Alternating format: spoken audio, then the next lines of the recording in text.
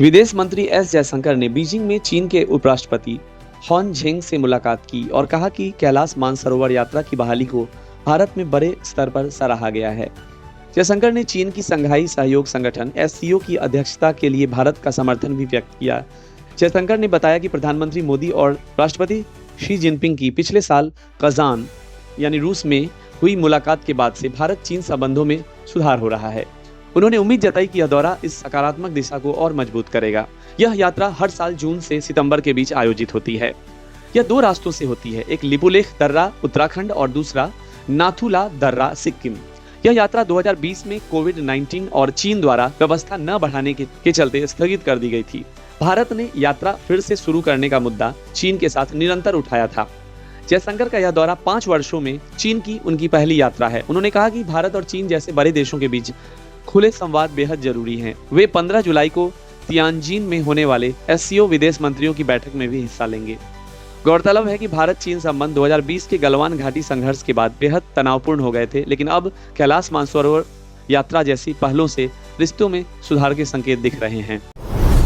Supreme court ने आज एक अहम फैसला सुनाते हुए कहा कि वैवाहिक विवादों में गुप्त रूप से रिकॉर्ड की गई जीवन साथी की टेलीफोन बातचीत को साक्ष्य के रूप में स्वीकार किया जा सकता है। इस फैसले के साथ ही पंजाब और हरियाणा हाई कोर्ट का वह आदेश रद्द कर दिया गया जिसमें कहा गया था ऐसा करना निजता का उल्लंघन है और इसे पारिवारिक अदालत में सबूत के तौर पर नहीं माना जा सकता।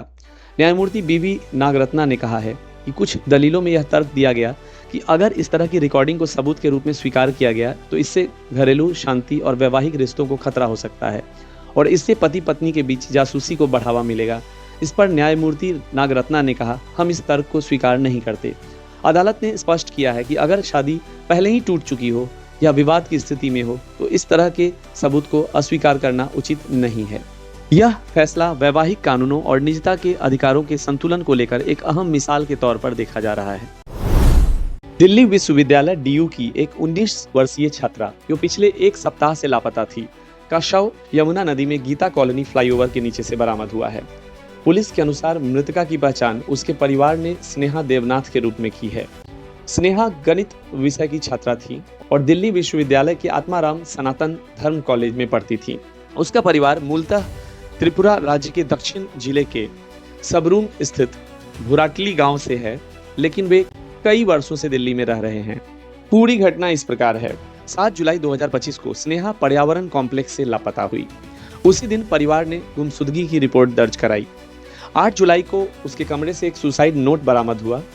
नोट में स्नेहा ने लिखा कि यह उसका खुद का निर्णय है और किसी को जिम्मेदार न ठहराया जाए। उसने लिखा कि वह खुद को एक बोझ महसूस कर रही है और अब और सहन नहीं कर पा रही है। 9 जुलाई को पुलिस ने भारतीय न्याय संहिता बीएनएस की धारा 140(3) यानी अपहरण बलात् उठाया जाना के तहत मामला दर्ज कराया। पुलिस की जांच और निष्कर्ष इस प्रकार हैं। परिवार द्वारा दिए गए नोट में यह संकेत था कि स्नेहा सिग्नेचर ब्रिज से छलांग लगाने की योजना बना रही थी।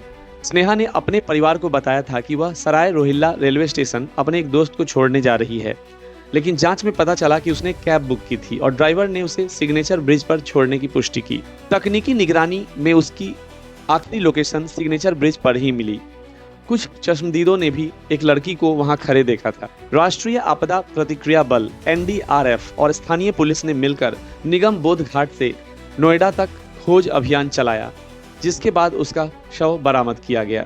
स्नेहा के पिता सेवानिवृत्त सूबेदार मेजर लेफ्टिनेंट पृथ्वीश देवनाथ लंबे समय से गंभीर किडनी फेल्योर से पीड़ित हैं और डायलिसिस पर हैं। परिवार ने 11 जुलाई को एक बयान में कहा, यदि सिग्नेचर ब्रिज के पास लगे सीसीटीवी कैमरे काम कर रहे होते तो शायद हमें हमारी बेटी के बारे में समय पर जानकारी मिल पाती।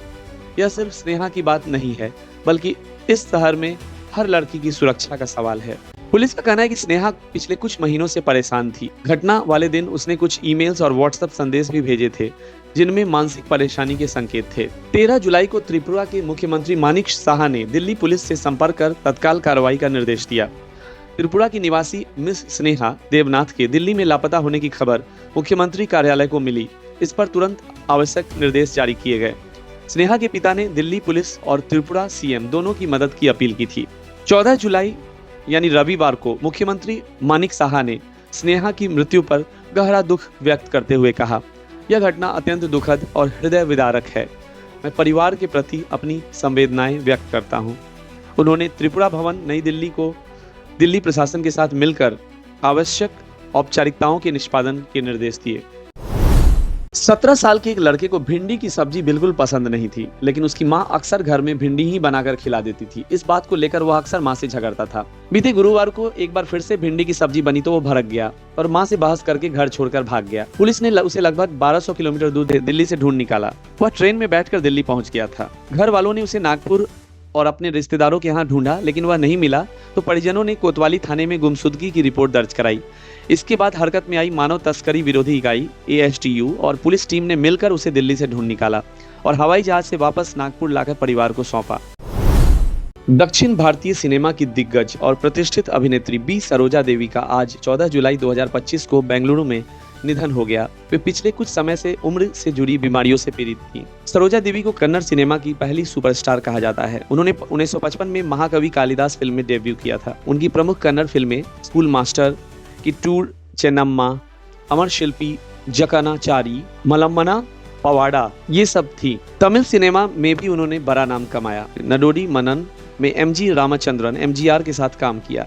20 से अधिक फिल्मों में MGR के साथ उन्होंने अभिनय किया। तेलुगु सिनेमा में भी उन्होंने नाम कमाया। हिंदी सिनेमा में भी उन्होंने उपस्थिति दर्ज कराई। वो पैगाम, ससुराल और बेटी बेटे ये 3 मूवी में उन्होंने काम किया था। उन्हें पद्मश्री, पद्म भूषण और लाइफ टाइम अचीवमेंट अवार्ड जो कि भारत सरकार द्वारा 2008 में मिला। बी सरोजा देवी न केवल एक महान अभिनेत्री थी, बल्कि उन्होंने दक्षिण भारतीय सिनेमा को राष्ट्रीय और अंतर्राष्ट्रीय स्तर पर पहचान दिलाई। उनकी विरासत हमेशा जीवित रहेगी और उनका योगदान भारतीय सिनेमा के स्वर्णिम इतिहास का अभिन्न हिस्सा बना रहेगा। ओम शांति। हिंदू पंचांग के अनुसार सावन या श्रावण मास वर्ष का 5वां महीना होता है, जो आमतौर पर जुलाई से अगस्त के बीच पड़ता है। यह माह भगवान शिव को समर्पित होता है। ऐसा माना जाता है कि इस माह में भगवान शिव की पूजा करने से विशेष फल प्राप्त होता है। पूरे माह में भक्त व्रत, पूजा, अभिषेक और जाप के माध्यम से शिव की आराधना करते हैं। हिंदू धर्म में सोमवार को शिव जी का दिन माना गया है। सावन के प्रत्येक सोमवार को सावन सोमवार व्रत रखा जाता है, जो विशेष रूप से शिव भक्तों के लिए बहुत पवित्र और शुभ माना जाता है। जब सावन का महीना शुरू होता है तब उसका पहला सोमवार विशेष रूप से महत्वपूर्ण माना जाता है, क्योंकि यह शिव आराधना की शुरुआत मानी जाती है। इस दिन व्रत रखने और शिवलिंग पर जल, दूध, बेलपत्र, भस्म और शहद चढ़ाने की परंपरा होती है। व्रती सूर्योदय से पहले उठकर स्नान करते हैं और स्वच्छ वस्त्र धारण करते हैं। शिवलिंग का अभिषेक किया जाता है जल, दूध, दही, शहद, घी आदि से। बेलपत्र, धतूरा, अक्षत, चंदन और सफेद फूल चढ़ाए जाते हैं। ओम नमः शिवाय का जाप और शिव चालीसा का पाठ किया जाता है। व्रतधारी दिन भर उपवास रखते हैं और फलाहार करते हैं। संध्या के समय पूजा के बाद व्रत खोला जाता है। अविवाहित कन्याएं सावन सोमवार का व्रत रखकर अच्छे वर की प्राप्ति की कामना करती हैं। विवाहित महिलाएं पति की लंबी उम्र और सुख शांति के लिए व्रत करती हैं। मान्यता है कि सावन सोमवार व्रत रखने से भगवान शिव अत्यंत प्रसन्न होते हैं और अपने भक्तों की सभी मनोकामना पूर्ण करते हैं। सावन का पहला सोमवार केवल धार्मिक अनुष्ठान ही नहीं, बल्कि समाज में आस्था, एकता और संस्कारों का भी प्रतीक है। महिलाएं समूह में मंदिर जाती हैं, भजन कीर्तन होते हैं और शिव कथा सुनी जाती है। आज सावन का पहला सोमवार है। यह वाक्य न केवल एक दिन को चिन्हित करता है, बल्कि यह एक आध्यात्मिक यात्रा की शुरुआत है। यह दिन श्रद्धा, भक्ति और संयम का प्रतीक है, जो भगवान शिव के प्रति हमारे प्रेम और विश्वास को दर्शाता है। तेज प्रताप यादव ने बिहार की बिगड़ती कानून व्यवस्था को लेकर नीतीश कुमार सरकार पर तीखा हमला बोला है। उन्होंने कहा कि बिहार की सरकार कोमा में है और अपराधी पूरे राज्य में बेखौफ घूम रहे हैं। तेज प्रताप ने आरोप लगाया कि प्रशासन और सरकार खुद इस अराजकता में शामिल हैं और आगामी चुनाव के बाद सरकार गिर जाएगी। हाल ही में पटना के सुल्तानगंज इलाके में एक वकील जितेंद्र महतो की दिन दहाड़े गोली मारकर हत्या कर दी गई थी। इससे पहले भाजपा नेता गोपाल खेमका और एक अन्य व्यक्ति की भी हत्या हो चुकी है। विपक्ष लगातार बढ़ते अपराध को लेकर सरकार की आलोचना कर रहा है। तेजस्वी यादव ने भी नीतीश सरकार पर हमला करते हुए कहा कि उनके कार्यकाल में 60,000 हत्याएं और 25,000 बलात्कार हुए हैं। चुनाव आयोग द्वारा मतदाता सूची पुनरीक्षण के निर्देश और भाजपा द्वारा घुसपैठियों की पहचान के दावे पर तेज प्रताप ने निशाना साधा। उन्होंने कहा कि बीजेपी खुद घुसपैठियों से भरी है। चुनाव आते ही ये लोग म्यांमार, बांग्लादेश जैसे देशों का मुद्दा उठाते हैं ताकि लोगों का ध्यान भटका सके। बिहार विधानसभा चुनाव से पहले सियासी पारा चढ़ चुका है और विपक्ष नीतीश कुमार सरकार पर कानून व्यवस्था और प्रशासनिक विफलता को लेकर जबरदस्त हमला कर रहा है। लंदन के साउथएंड एयरपोर्ट पर एक विमान दुर्घटना हो गई है। प्रस्तुत है इसका वर्णन। यह दुर्घटना 13 जुलाई 2025 को यानी कल लंदन साउथएंड एयरपोर्ट पर 4 बजे स्थानीय समय के लगभग हुई। विमान एक छोटा Beechcraft B200 super king air था, जिसे ज्यूस एविएशन संचालित करती है और जो चिकित्सा रोगी ले जाने के लिए बना हुआ था। कैसे हुआ यह हादसा? विमान ने टेक ऑफ के कुछ ही सेकंड बाद अचानक तेजी से बाईं ओर झुकाव किया, उल्टा होकर भारी लैंडिंग पोजीशन से जमीन पर टकराया। विस्फोट जैसा दृश्य देखा गया। एक यात्री पूर्वदर्शी ने बताया, यह जोरदार आग का गोला था। विमान उल्टा होकर नीचे गिरा। स्थानीय निवासियों और मीडिया में काले धुएं और भयंकर लपटों की तस्वीरें सामने आई। एसेक्स पुलिस और east of England ambulance service ने फौरन कार्रवाई की। 4 एम्बुलेंस, पैरामेडिक वाहन, हैजार्ड टीमें और एयर एम्बुलेंस घटनास्थल पर भेजी गई। क्षेत्र को गंभीर घटना घोषित कर रॉचफोर्ट 100 गोल्फ क्लब और वेस्टक्लिफ रग्बी क्लब जैसी पास के इलाकों को खाली करवाया गया। एयरपोर्ट को बंद कर दिया गया और सभी उड़ानों को रद्द या किसी अन्य एयरपोर्ट जैसे गैटविक व स्टैनस्टेड पर डाइवर्ट करना पड़ा। दुर्घटना में किसी के क्षतिग्रस्त होने या मृत्यु के संबंध में कोई आधिकारिक सूचना अभी तक सामने नहीं आई है। घटनास्थल पर मौजूद विशेषज्ञ और जांचकर्ता मामले की तह तक जाने के लिए सक्रिय हैं। ज्यूस एविएशन ने पूर्ण सहयोग का आश्वासन दिया है। विमान टेक ऑफ के तुरंत बाद बाईं ओर झुकना और इन्वर्ट होना अपेक्षित नहीं था। पायलट के नियंत्रण की कमी संभावित कारण हो सकते हैं। UK air accident investigation branch यानी AAIB ने जांच प्रारंभ कर दी है। Flight data, radio call record, तकनीकी और हवामंडलीय परिस्थितियों की विस्तृत जांच जारी है। यह घटना दिखाती है कि छोटे चिकित्सा कार्यवाहक विमान भी टेक ऑफ के दौरान गंभीर जोखिम में हो सकते हैं। जल्द ही जारी होने वाली AAIB की रिपोर्ट इस घटना को गंभीर घटना घोषित किया गया है। एसेक्स पुलिस, स्थानीय आपात मोर्चा और विमान जांचकर्ताओं AAIB के साथ मिलकर जांच कर रही है और यूके की एयर एक्सीडेंट इन्वेस्टिगेशन ब्रांच घटना की मूल जांच कर रही है, जिसमें स्थल छानबीन और तकनीकी समीक्षा, विमान व पायलट रिकॉर्ड्स का अध्ययन शामिल है। दुर्घटना स्थल की समीक्षा हेतु तकनीकी और विमानन विशेषज्ञ पहुंच चुके हैं। स्थल पर उपकरण और अवशेषों को सुरक्षित संग्रहित किया गया है। आई विटनेस बयान, फ्लाइट डेटा, फ्लाइट राडार 24 और तकनीकी फाइलों का विश्लेषण जारी है। टेक ऑफ के समय विमान तेज बाईं झुकाव के बाद उल्टे स्थिति में पहुंच गया था, जो सामान्य नहीं है। AAIB संभावित कारणों की पहचान करना चाहता है। पायलट त्रुटि, यांत्रिक खराबी, वजन संतुलन, मौसम स्थिति या अन्य तकनीकी बाधाएं, इन सभी में कुछ भी कारण हो सकते हैं। AAIB की प्रारंभिक निष्कर्ष रिपोर्ट अभी जारी नहीं हुई है। जन जानकारी के अनुसार जांच कई सप्ताह से महीने भी चल सकती है। पूरे निष्कर्ष रिपोर्ट जून की अपेक्षा से कुछ महीनों में जारी होने की संभावना है। स्थल और तकनीकी जांच जारी है। एयरपोर्ट संचालन अभी भी बंद है। चिंताग्रस्त यात्रियों को एयरलाइन से संपर्क करने की सलाह दी जा रही है। अमेरिकी राष्ट्रपति डोनाल्ड ट्रंप ने कहा है कि अमेरिका यूक्रेन को पैट्रियट एयर डिफेंस सिस्टम भेजेगा, लेकिन इसका पूरा खर्च यूरोपीय संघ उठाएगा। ट्रंप ने रूसी राष्ट्रपति व्लादिमीर पुतिन की धोखेबाज रणनीतियों की आलोचना की और कहा कि रूस ने हाल में कीव पर ड्रोन और मिसाइल से बड़े हमले किए हैं। उन्होंने बताया कि अमेरिका यूरोप के जरिए यूक्रेन को हथियारों की आपूर्ति करेगा और इसके बदले यूरोपीय दल 100% भुगतान करेंगे। ट्रंप ने कहा कि हम उन्हें बहुत उन्नत सैन्य उपकरण देंगे, लेकिन हम कुछ नहीं दे रहे, सबका भुगतान यूरोप करेगा।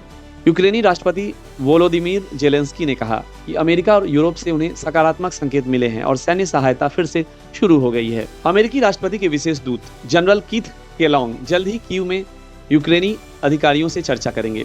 इस घोषणा से पहले अमेरिका ने कुछ समय के लिए यूक्रेन को हथियारों की आपूर्ति रोक दी थी, लेकिन अब फिर से सहायता बहाल कर दी गई है। यह फैसला उस हमले के बाद आया जब रूस ने 4 जुलाई को कीव पर 500 से ज्यादा ड्रोन और 11 मिसाइलें दागी, जिसमें 1 की मौत और 23 लोग घायल हुए। ट्रंप प्रशासन अब यूक्रेन को सुरक्षा उपकरण देने को तैयार है, लेकिन बिजनेस मॉडल के तहत खर्चा यूरोप उठाएगा, अमेरिका केवल आपूर्ति करेगा। इससे अमेरिका की विदेश नीति में एक नया दृष्टिकोण झलकता है, जहां वह सैन्य सहायता को भी आर्थिक लेन देन से जोड़ रहा है।